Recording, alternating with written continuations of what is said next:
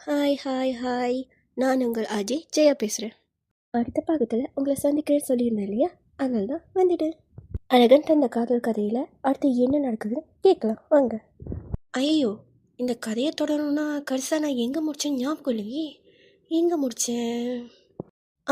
ஞாபகம் வந்துடுச்சு. நம்ம அஞ்சலி அவன் லவ் பண்ணுற பையனோட காதல் கதையை தெரிஞ்சுக்கிட்டா. ஆனால் பாவம் பிள்ளை ரொம்ப கவலைப்பட்டு அழுதுகிட்டு இருந்துச்சு. வாங்க போய் என்ன நடக்குதுன்னு பார்த்துட்டு வருவோம். அன்று இரவு முழுவதும் அஞ்சலிக்கு தூக்கமே கிடையாது. மலர் மனதில் இருப்பதை கூறிவிட்டாள். ஆனால் இவள் தூக்கத்தை தனக்குள் எடுத்துக்கொண்டு அல்லவா தூங்கியிருந்தாள். அட, இதுதான் காதலா என்று அவள் உணரும் முன்பே அவள் காதல் தோல்வியை அல்லவா சந்தித்துள்ளாள். அழுது கொண்டே இருந்ததால் கண்களில் இருந்து கண்ணீர் தாரை தாரையாக வடிந்து கொண்டே இருந்தது. வீட்டிற்கு சென்று விடலாமா, இனி இங்கு இருக்க வேண்டாம் என்று அவளின் ஒரு மனம் நினைத்தாலும் இன்னொரு மனம் வேண்டாம் என்று மறுத்தது. அப்பாவும் அம்மாவும் என்ன நினைப்பார்கள்? வீட்டிற்கு சென்றால் உடனடியாக மாப்பிள்ளையை தேடி திருமணம் அல்லவா எனக்கு செய்து வைத்து விடுவார்கள்.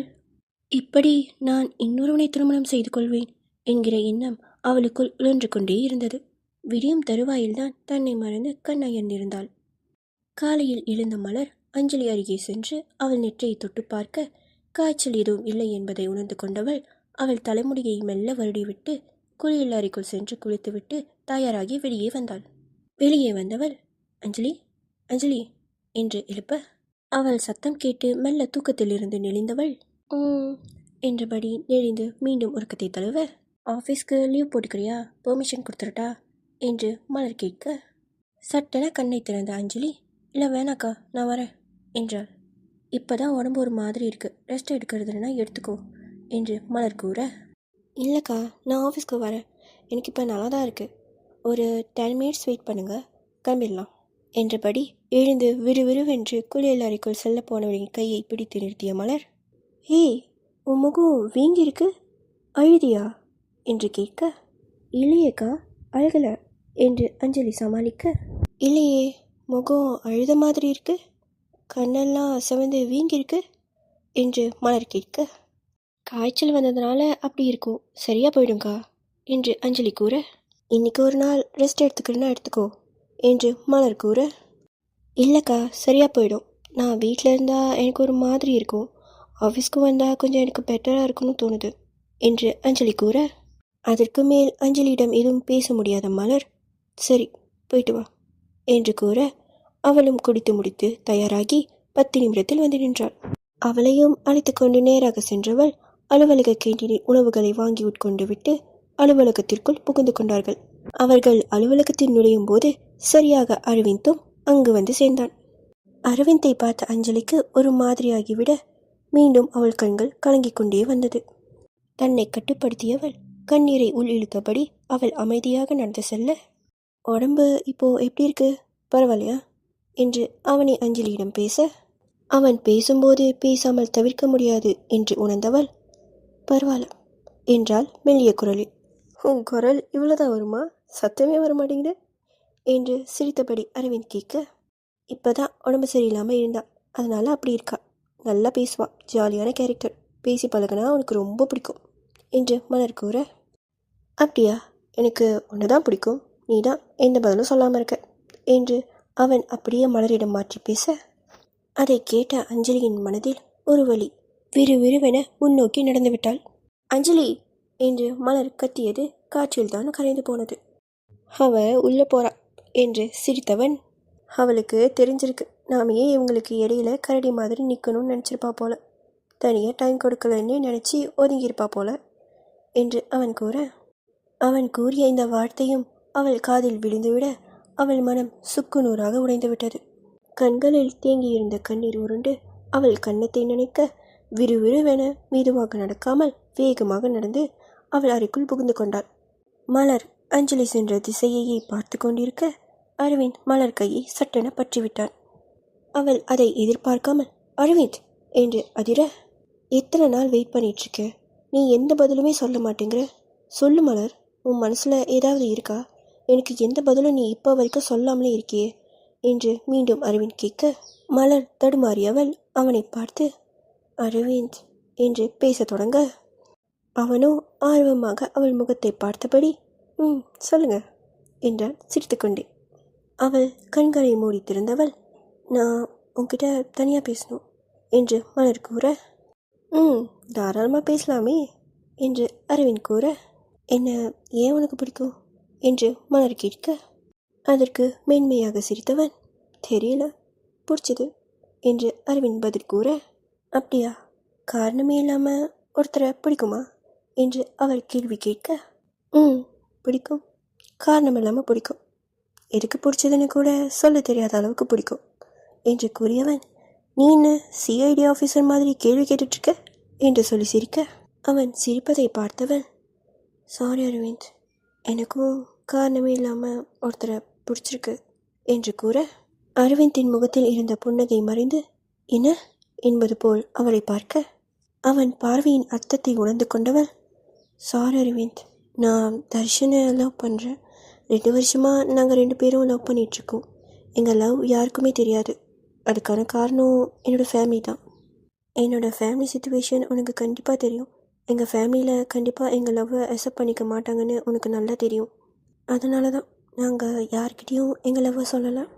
தர்ஷன் ஒரு நல்ல லெவலில் செட்டில் ஆகிற வரைக்கும் எங்கள் லவ் யாருக்கும் தெரியாமல் பார்த்துட்ருக்கோம். அவனுக்கு நெக்ஸ்ட் மந்த் நல்ல ப்ரொமோஷன் கிடைக்குது.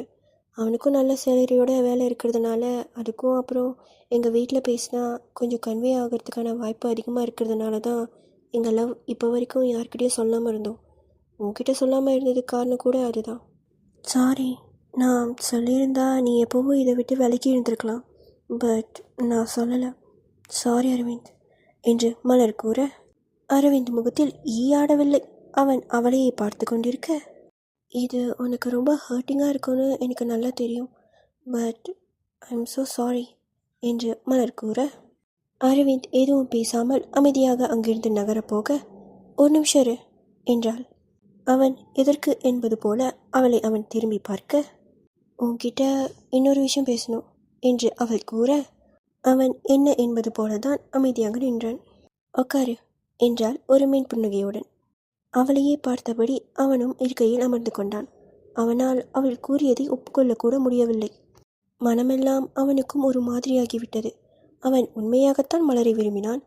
அவள் வேறொருவனை விரும்புகிறாள் என்பதை அவனால் சத்தியமாக ஏற்றுக்கொள்ள முடியவில்லை. இருந்தும் என்ன செய்துவிட முடியும்? அவள்தான் தெளிவாக கூறிவிட்டாளே. இருந்தாலும் தன் மனதை கட்டுப்படுத்தி கொண்டு, என்ன பிராங்க் பண்ணிட்டுருக்கியா என்று கேட்டான், தனக்குள் இருக்கும் வருத்தத்தை மறைத்து கொண்டு. சத்தியமா இல்லை, உனக்கு நம்பிக்கை வரணும்னா இதை பாரு என்று அவள் அலைபேசியை எடுத்து அவன் முன்பு வைத்தாள். அதில் மலரும் தர்ஷனும் ஒன்றாக நிற்கும் புகைப்படம், அது மட்டுமில்லாமல் தர்ஷன் மண்டியிட்டு அவளுக்கு ப்ரப்போஸ் செய்வது போன்ற புகைப்படமும் அதை அவள் ஏற்றுக்கொள்வது போன்ற புகைப்படமும் அதில் இடம்பெற்றிருந்தது. அந்த புகைப்படத்தை பார்த்தவனுக்கு அது உறுதியாக தெரிந்தது. அவன் மனதில் சுருக்கென்று ஒரு வலி. அதை தனக்குள் மறைத்து கொண்டவன் அப்படியே அமர்ந்திருக்க, அவனை பார்த்தபடி மலர் அவள் ஹேண்ட்பேக்கை திறந்து ஒரு சிறிய டைரியை எடுத்து அவன் முன்பு வைத்தாள். என்ன இது என்பது போல அவன் கண்களால் அதை பார்க்க, இந்த டைரி அவனுக்காக ஒருத்தர் எழுதினது என்று மலர் கூற, எனக்காகவா என்று அவன் யோசனையோடு புருவம் சுருக்கி பார்க்க, உனக்காக தான் ஒருத்தர் எழுதினாங்க. எவ்வளோ கஷ்டப்பட்டு இந்த டைரி அவங்க எழுதியிருப்பாங்க. அது மட்டும் இல்லாமல் இப்படி கூட ஒருத்தரால் லவ் பண்ண முடியுமான்னு நினச்சி பார்க்கும்போது ஆச்சரியமாகவும் இருக்குது என்று மலர் கூற, அரவிந்திற்கு ஒன்றும் புரியவில்லை. இல்லை, எனக்கு புரியல என்றான். அதற்கு மென்மையாக சிரித்த மலர், இந்த டைரியை நீ பிரித்து பாரு, உனக்கே புரியும் என்று அவள் கூற, அவன் அந்த டைரியை திறந்து பார்த்தான். அதில் அவனும் மஞ்சளியும் நிற்கும் புகைப்படம்தான் முன்னால் இருந்தது. அரவிந்த் கண்களை அகல விரிக்க, புரியுதா இப்போ இந்த டைரி யார் எழுதினது என்று மலர் கேட்க, மலரை அவன் திரும்பி பார்க்க, அஞ்சலி தான் இதை எழுதியிருக்கா என்று மலர் கூற, அஞ்சலியா என்று அவன் யோசிக்க, இப்போ கரடி மாதிரின்னு சொன்னியே, அந்த கரடி எழுதுனது தான் இது என்று அவள் கூற, அரவிந்திற்கு இப்போவும் ஒன்றும் புரியவில்லை. அவன் யோசனை முகத்தை பார்த்த மலர், நேற்று நைட்டு நீ எங்களை வீட்டில் ட்ராப் பண்ணிட்டு போனதுக்கப்புறம் நீ லவ் பண்ணுற விஷயம் அண்ட் நீ யாருன்னு நான் அஞ்சலி கிட்டே சொன்னேன். அப்போவே அவன் முகம் ஒரு மாதிரியாக தான் இருந்தது. நான் ஏதோ உடம்பு சரியில்லாமல் இருக்கிறதுனால தான் அவன் முகம் அப்படி இருக்குதுன்னு நினச்சேன். அதுக்கப்புறம் நானும் மேலும் யோசிக்காமல் படுத்துட்டேன். திடீர்னு ஒரு 3 மணி இருக்கும். தண்ணி குடிக்கலாம்னு நான் கண் முழிச்சு பார்க்கும்போது அவள் என்னமோ பண்ணிக்கிட்டு இருந்தா. என்ன பண்ணுறான்னு நான் உத்து பார்க்கும்போது தான் கவனித்தேன். செல்ஃபோன் லைட்டை வச்சு ஏதோ உட்காந்து எழுதிட்டு இருந்தா. என்ன எழுதிட்டுருக்கான்னு யோசனையில் நான் அமைதியாக படுத்துட்டேன். சரி, ஏதோ எழுதிட்டுருக்கான்னு டிஸ்டர்ப் பண்ண வேண்டாம்னு நினச்சேன். ஆனால் அதுக்கப்புறம் காலையில் நான் எழுந்திரிச்சு பார்க்கும்போது அவள் தூங்கிட்டு இருந்தா. கட்டிலுக்கு கீழே என் காலில் ஒரு ஃபோட்டோ அகப்பட்டுச்சு. அதை எடுத்து பார்த்து எனக்கு ஷாக் ஆயிடுச்சு. அது இந்த ஃபோட்டோ தான் என்று அரவிந்தும் அஞ்சலியும் இருக்கும் புகைப்படத்தை காட்டினாள். அரவிந்த் அந்த ஃபோட்டோவையே உற்று பார்த்து கொண்டிருக்க மேலும் தன் பேச்சை தொடர்ந்த மலர், அதுக்கப்புறம் நான் அந்த டைரியை எடுத்து படித்தேன். படிக்க வேணாம்னு தோணுச்சு, இருந்தாலும் படித்தேன். அதுக்கப்புறம் தான் தெரிஞ்சுக்கிட்டேன் இவன் மனசில் என்ன இருக்கிறதுன்னு. இந்த ஃபோட்டோ எப்போ எடுத்ததுன்னு உனக்கு ஞாபகம் இருக்கா? இந்த ஃபோட்டோ உங்கள் நெருங்கின சொந்தம் ஒருத்தரோட கல்யாணத்தில் எடுத்தது. அந்த கல்யாணத்துக்கு நீ எப்போ போனீன்னு உனக்கு ஞாபகம் இருக்கா? அந்த கல்யாணத்துக்கு நானும் வந்திருந்தேன் என்று கூறிய மலர், இந்த கல்யாணம் நடந்து 5 வருஷம் ஆகுது. 5 வருஷமாக உன்னை லவ் பண்ணிகிட்டு இருக்கா. யார்கிட்டையும் சொல்லாமல், ஏன் சம்மந்தப்பட்ட உன்கிட்ட கூட சொல்லாமல், சொல்லப்போனால் நீ எங்கே இருக்க, என்ன பண்ணுற, எதுவுமே அவளுக்கு தெரியாது. அவளுக்கு தெரிஞ்ச ஒரே விஷயம் உன்னோட பேரும் உன்னோட ஊரும் மட்டும்தான். அதை வச்சு இங்கே வந்திருக்கா. எனக்கு மனசு கேட்காம அந்த டைரி எடுத்து படித்தது எவ்வளோ நல்லதுன்னு எனக்கு இப்போ தான் தெரியுது. நான் மட்டும் இதை எடுத்து படிக்கலைன்னா அவள் கடைசி வரைக்கும் அவன் மனசில் இருக்கிறத வெளியே சொல்லியிருக்க மாட்டான் என்று மலர் கூற, அரவிந்த் அமைதியாக அவளையே பார்த்து கொண்டிருக்க, காரணமே இல்லாமல் ஒருத்தரை பிடிக்குமான்னு நான் கேட்டேன்ல, பிடிக்கும். அதுக்கு இவ தான் சாட்சி. தூளி கூட காரணம் இல்லை. அந்த கல்யாணத்தில் மட்டும்தான் உன்னை பார்த்துருக்கா. நீ அவளை பார்த்ததே இல்லை. அவள் உன்கிட்ட பேசுனதும் இல்லை. ஆனால் உன்னை பிடிச்சிருக்கு, லவ் பண்ணிகிட்ருக்கா. காரணம் ஒரு துளி கூட சம்மந்தமே இல்லை என்று மலர் கூற, அரவிந்த் அவளையே கண்கொட்டாமல் பார்த்து கொண்டிருந்தான். என் மனசில் இருக்கிறதையும் சொல்லிட்டேன், உன்கிட்ட சொல்ல வேண்டிய விஷயத்தையும் சொல்லிட்டேன் என்று கூறியபடி இருந்த மலர் தன் கைப்பையை எடுத்து தோளில் மாட்டியவள், முடிஞ்சா இந்த டைரியை ஃபுல்லாக படித்து பாரு, உனக்கே புரியும். அவள் எங்கெங்கே உனக்காக சுற்றினா, எப்படி உன்னை லவ் பண்ணா, இங்கே எப்படி வந்தா, எல்லாமே எழுதியிருக்கா. கடைசியாக நேற்று நைட்டு எழுதுனதையும் படிக்கும்போது தான் கஷ்டமாக போச்சு.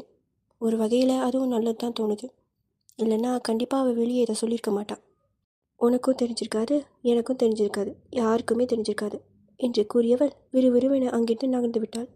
அந்த டைரியை அவன் உற்று பார்த்து கொண்டிருக்க போனவள் திரும்பி வந்த வேகத்தில், இந்த டைரியை நான் உன்கிட்ட கொடுத்தது அவளுக்கு தெரிய வேண்டாம். கண்டிப்பாக அவள் இந்த டைரியை தேடுவா, அவளுக்கு கிடைக்காது. நான் சமாளிச்சுக்கிறேன், நீ டைம் எடுத்து இந்த டைரியை படி என்று கூறிவிட்டு அவள் சென்று விட்டாள். செல்லும் அவள் முதுகையை பார்த்தவன் ஒரு வலி நிறைந்த புன்னகையோடு, நான் உன்னை லவ் பண்ணுறேன்னு சொன்னால் நீ என்னை யாரோ லவ் பண்ணுறாங்கன்னு சொல்லிட்டு போகிற என்று தனக்குள் நினைத்தவன் மனதில் அத்தனை வழிகள். அவன் என்னவோ மலரை உண்மையாகத்தானே விரும்பினான். சிறிது நேரம் அங்கேயே அப்படியே அமர்ந்திருந்தான். ஒருவாறு தன்னை சமாதானப்படுத்தி கொண்டு எழுந்து அலுவலகத்திற்குள் நுழைந்தான். அவன் செல்லும் பொழுது அவன் கண்கள் இப்பொழுது தனிச்சையாக அஞ்சலியின் பக்கம் திரும்பியது. அவள் வேலையில் கவனமாக இருந்தாள். அவள் முகத்தை அவன் நன்றாக இன்றுதான் உற்று பார்த்தான். நன்றாக அவள் கண்கள் வீங்கியிருந்தது, முகமெல்லாம் வீங்கியிருந்தது. அழுதிருக்கிறாள் என்பது நன்றாக தெரிந்தது. அதை உணர்ந்தவன் ஒரு நீண்ட பெருமூச்சு விட்டு அவன் வேலை செய்யும் இடத்திற்குள் நுழைந்து விட்டான். நேரங்கள் அதன் போக்கில் ஓடின. என்றும் மாலை அலுவலகம் முடிந்தவுடன் மலரை வந்து சந்தித்து செல்லும் அரவிந்த் அன்று வரவில்லை. மலருக்கு புரிந்தது அவன் மனநிலை. அதனால் அவளும் கண்டு கொள்ளவில்லை. ஆனால் அஞ்சலி யோசித்தாள், ஏன் அரவிந்த் வரவில்லை? ஏதாவது பிரச்சனை வந்திருக்குமோ என்று யோசித்தவள், நமக்கு எதுக்கு தேவையில்லாத இந்த பிரச்சனை என்று நினைத்தவள் அவள் மலரோடு அமைதியாக புறப்பட்டு விட்டாள். அன்று இரவு மலர் படுத்து உறங்கிவிட அஞ்சலி எதையோ தேடிக்கொண்டே இருந்தாள். தூக்க மயக்கத்தில் கண் விழித்து பார்த்த மலருக்கு அவள் என்ன தேடிக்கொண்டிருக்கிறாள் என்பது நன்றாக தெரிந்தது. இருந்தும் அவள் எதையும் கண்டு கொள்ளாமல் அமைதியாக படுத்து உறங்கிவிட்டாள். அஞ்சலிக்கு அவன் நினைவாக இருந்த அந்த டைரியும் தொலைந்து போனது ஏதோ மனதை அடித்தது. மலரக்கா ஏதாவது பார்த்துருப்பாங்களோ என்கிற யோசனையும் அவளுக்குள் இருந்தது. நன்றாக அனைத்து இனங்களிலும் அவள் டைரியை தொலைவ அது கிடைக்கவில்லை. அது தொலைந்ததும் அவள் மனம் மிகவும் காயப்பட்டு போனது. அவனை நினைத்து கண்களில் கண்ணீர் தார தாரையாக வடிந்து கொண்டுதான் இருந்தது அரவிந்த் நினைவோடு. அவன் நினைவாக வைத்திருந்த டைரியும் தொலைந்து போக அவள் மொத்தமாக உடைந்து போயிருந்தாள். அன்றும் அவள் நன்றாக உறங்கவில்லை. அவ்வப்பொழுது மலர் எழுந்து அவளை பார்த்தாலும் எதையும் கேட்கவும் இல்லை, கண்டு கொள்ளவும் இல்லை. அடுத்த நாள் எப்பொழுதும் போல அவரவர் வேலைகளை செய்து கொண்டு அலுவலகத்திற்கு தயாராகி கொண்டிருந்தார்கள். அஞ்சலி மலரைத்தான் பார்த்து கொண்டே இருந்தாள். மலர் டைரியை எடுத்து இருப்பாரோ என்கிற எண்ணம் அவளுக்குள் இருந்தது. ஆனால் அஞ்சலி நினைத்தது போல் இல்லாமல் மலர் அவளிடம் எப்பொழுதும் போல இயல்பாகவே தான் பேசினாள், பழகினாள். அவர் டைரியை பற்றி ஏதாவது கேட்பாரோ என்று பார்த்தால் அவர் அதை பற்றி எந்த ஒரு துரும்புமே கேட்கவில்லை. அதனால் மலருக்கு இதை பற்றி எதுவும் தெரியவில்லை என்று உறுதியாக நம்பியிருந்தாள் அஞ்சலி. எங்கே தானாக சென்று டைரியை பற்றி கேட்டால் அதை வைத்து ஏதாவது கேள்வி கேட்பாரோ என்று யோசித்த அஞ்சலி டைரியை பற்றி மலரிடம் எந்த கேள்வியும் கேட்கவில்லை. அன்று அலுவலகத்திற்கு சென்று பார்க்கும் பொழுது அரவிந்த் வரவில்லை. அவன் உடல்நிலை சரியில்லை என்று ஒரு வாரத்திற்கு ஒர்க் ஃப்ரம் ஹோம் கேட்டு வாங்கி கொண்டான். மலர் எதிர்பார்த்ததுதான் என்பது போல இயல்பாகத்தான் இருந்தான். ஆனால் அஞ்சலிக்கு தான் ஒரு முறையாவது அவனை பார்க்கும் ஆசையும் தொலைந்து போனது. அன்று காலை அவன் நேரமாக எழுந்து அமர்ந்து விட்டான். தூக்கமும் இல்லை. அவனுக்கு கண்களும் கலங்கி கொண்டது. அவனுக்கு மலரின் நினைவு அதிகமாக இருந்தது. அதனால்தான் அவன் உடம்பு சரியில்லை என்று கூறி ஒர்க் ஃப்ரம் ஹோம் கேட்டு வாங்கியது. அலுவலகத்திற்கு சென்றால் மலரை பார்க்க நேரிடும். அவள் முகத்தை பார்த்தால் மீண்டும் அவனுக்கு வழிகள் தான் வரும் என்று யோசித்துதான் அவன் இப்படி ஒரு முடிவெடுத்தான். ஆனால் இவனை பார்க்க துடிக்கும் ஒரு மனம் இவனை நினைத்து ஏங்கிதானே போனது. நகர்ந்து போனது நாட்கள். அரவிந்தும் கொஞ்சம் கொஞ்சமாக வீட்டிலிருந்து வேலைகளை செய்து கொண்டு மலரின் நினைவுகளை தவிர்க்க தொடங்கியிருந்தான். அன்று எதிர்ச்சியாக அவன் பேக்கை எடுத்து அதிலிருந்து டாக்குமெண்ட்டை பார்த்து கொண்டிருக்கும் போது அவன் கண்களில் அகப்பட்டது அஞ்சலியின் டைரி. அந்த டைரியை எடுத்துக்கொண்டு அவன் மேசையில் சென்று அமர்ந்தான். டைரியை பிரித்து படிக்கலாமா வேண்டாமா என்கிற யோசனை இருந்தது. பின்பு படித்துதான் பார்க்கலாம் என்கிற எண்ணத்தில் அந்த டைரியை பிரித்து பார்த்தான். அதில் அஞ்சலியும் அரவிந்தும் நிற்கும் புகைப்படம் தான் முதலில் இருந்தது. அந்த புகைப்படத்தை அவன் முழுவதுமாக ஆராய்ந்து பார்க்கும் பொழுது அது அரவிந்தை அவள் முதலாக சந்தித்த திருமணத்தில் அவன் நின்று கொண்டிருக்க அவன் அருகில் சிரித்த முகத்தோடு அஞ்சலி நின்று கொண்டிருந்தாள். மணமக்கள் அருகில் அரவிந்த் நிற்க அவன் அருகில் எதிர்ச்சியாக வந்து நின்று கொண்டிருந்தாள் அஞ்சலி. அதில் அவள் மின்புன்னகையோடு அவனை பார்த்து கொண்டிருந்தாள். அதை பார்த்தவனுக்கு மென்மையாக, மிக மென்மையாக ஒரு சிறிய புன்னகை தோன்றி மறைந்தது. அதன் பிறகு அவள் எழுதிய வரிகளை படித்து பார்த்தான். அவனை அவள் முதலாக சந்தித்தது அது எவ்வளவு சந்தோஷத்தை கொடுத்தது. அவள் மீது அவளுக்கு எப்படிப்பட்ட ஈர்ப்பு ஏற்பட்டது, அவன் மீது அவளுக்கு தோன்றிய காதல் எப்படி என்று அனைத்தையும் எழுதியிருந்தாள். அதுவும் கூடுதலாக அவள் ஒன்று எழுதியிருந்தாள். அது உன்னோடு சேர்ந்து வாழ வேண்டும், நிறைய குழந்தைகளை பெற்றுக்கொள்ள வேண்டும் என்று அழகாக எழுதியிருந்தாள். அதை படித்தவனுக்கு ஏனோ ஒரு மென்மையான புன்னகைதான் எட்டி பார்த்தது. அப்படியே ஒவ்வொன்றாக படித்து கொண்டே வந்தான். அவள் அவனை பார்ப்பதற்காக அவர்கள் வீட்டின் விசேஷங்கள் என்று அனைத்திலும் அவள் எப்படி கலந்து கொண்டாள், எப்படி சமாதானமாக பேசி தன் தாய் தந்தையை வற்புறுத்தி ஒவ்வொரு விசேஷத்திற்கும் சென்றாள் என்று அனைத்தையும் அவள் எழுதியிருந்தாள். அதை படித்து பார்த்தவனுக்கு சிறு புன்னகை உதட்டில் எரிந்து கொண்டே இருந்தது. ஆனால் கடைசியாக அவள் எழுதிய வரிகள் அவனை வெகுவாக ஆட்டம் காட்டும் என்று அவன் அப்போது எதிர்பார்க்கவில்லை. அந்த பக்கத்தையும் அவன் திருப்பினான். அதில் அவள் ஒரு சிறு கரடி பொம்மையை வரைந்திருந்தாள். அந்த கரடி பொம்மையின் மீது அவள் கண்ணீர் துளிகள் நிறைந்திருந்தது. அதை அவன் விரல்கள் மெல்ல வருடியது. அடுத்த பக்கம் திருப்பினான். அதில், நான் உன் காதலுக்கு கரடியாக வருவேன் என்று எதிர்பார்க்கவில்லை. உன் காதலாகத்தான் வர நினைத்தேன். உனக்கு காதல் இருக்கும் என்று நான் எதிர்பார்க்கவில்லை. ஆனால் இன்று உனக்கு இன்னொரு காதல் இருக்கிறது என்று தெரிந்து கொண்டேன்.